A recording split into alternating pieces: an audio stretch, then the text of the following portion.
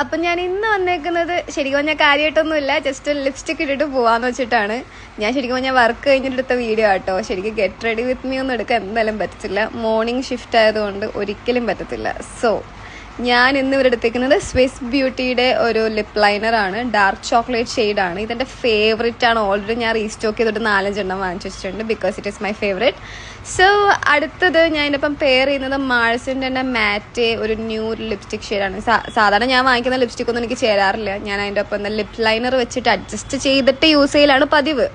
But this one ഇതെനിക്ക് ഭയങ്കര ഇഷ്ടപ്പെട്ടു. ഞാൻ ഉദ്ദേശിച്ച അതേ ഷെയ്ഡ് തന്നെയാണ്. പൊതുവെ നമ്മൾ കാണുന്ന ഷെയ്ഡല്ലല്ലോ നമുക്ക് കയ്യിൽ കിട്ടുക.